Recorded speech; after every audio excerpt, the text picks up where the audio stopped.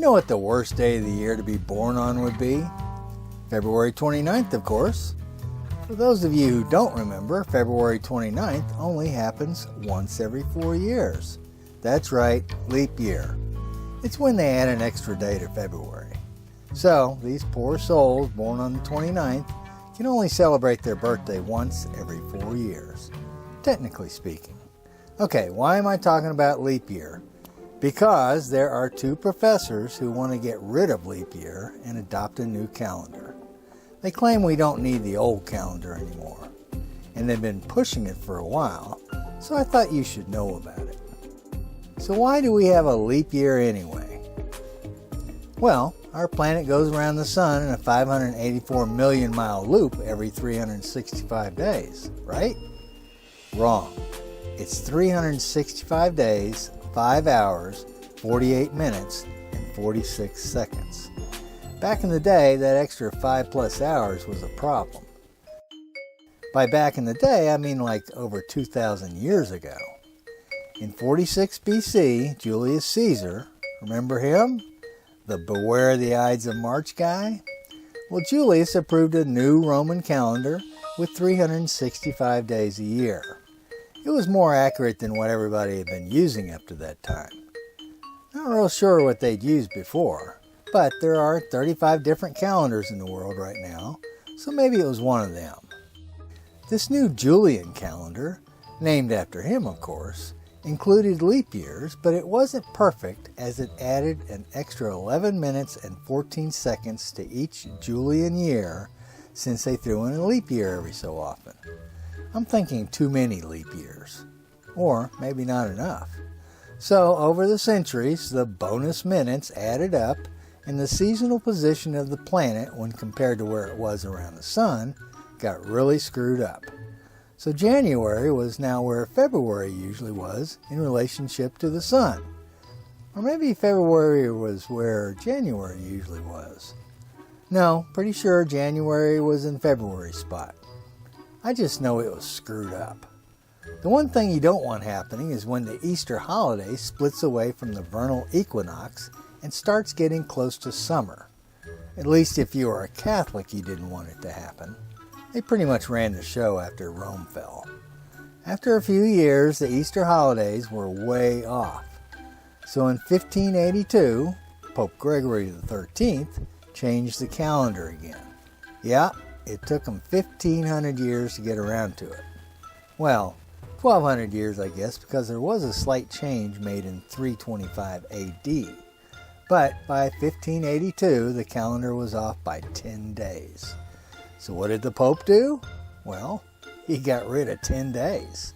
So Thursday, October the 4th, 1582, was followed by Friday, October 15th, 1582. I'm serious. It was just like that. Boom. 10 days gone. Popes kind of made the rules back then. So most of the Western world went from the Julian calendar to the Gregorian calendar. They named it after him, of course. Gregory kept the leap years but made them a little less frequent. Under this new Gregorian calendar, leap year was only in years that are divisible by 100, but also must be divisible by 400. Make sense? It's basically every 4 years, but with exceptions. Like the year 1900 wasn't a leap year because it's not divisible by 400, but the year 2000 was. So, most of the Western world adopted it because the Pope told them to. You know, Spain, France, Italy, the Catholic countries. But if you were one of the new Protestant countries like England, you said, "Not so fast, Mr. Pope." In fact, the British thought this new calendar was a Catholic plot to bring them back into the fold. They burned witches back then too, you know. It wasn't until 1752, almost 200 years later, when England and its colonies started using the Gregorian calendar. And by that time, they didn't lose 10 days. They lost 11. So what happened? They had riots. That's what happened. They wanted their 11 days back. But it all worked out, and we still go by the Gregorian calendar. It's not perfect, though, which is why these two professors want to fix it. Their solution would be the Hanke Henry permanent calendar, and it's only 364 days long, not 365 days. But it is consistent. Here's how it works. The year will always begin on a Monday, and your birthday will always fall on the same day of the week. That's right, the calendar will be exactly the same every year. Sounds boring to me. So, who are the designers of this new calendar? There is Richard Henry, who is an astronomer, and the other is Steve Hanke, who is an economist. Both gentlemen are professors at Johns Hopkins, and their calendar is straightforward. But we'll see what you think. February would always have 30 days, as would January, April, May, July, August, October, and November. The other 4 months would have 31 days. Now wait a second. Isn't Halloween on October 31st? This new calendar also wouldn't have leap years with an extra day in February. It would have leap weeks. That's correct, leap weeks. Every 5 or 6 years, they weren't very clear on when, but every 5 or 6 years we would have an extra week at the end of the year when you can party. That's correct, an extra week every few years. Hanke, the economist, said this new calendar would be great for business.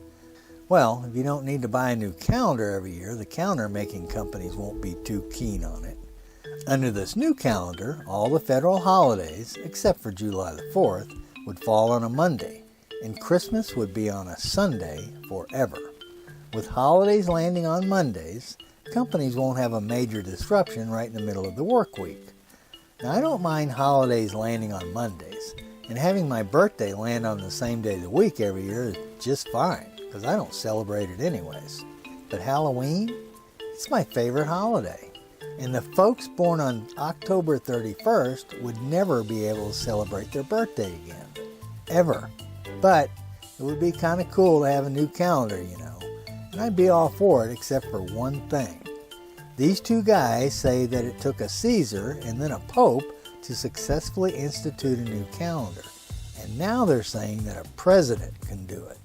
I'm not so sure about that one. Our president isn't a Caesar or a Pope, and they certainly can't just change the calendar on the rest of the world and add an extra week every so often. And the new calendar would be called after whomever is in office at the time. It's kind of frightening if you ask me. Let's not even go there.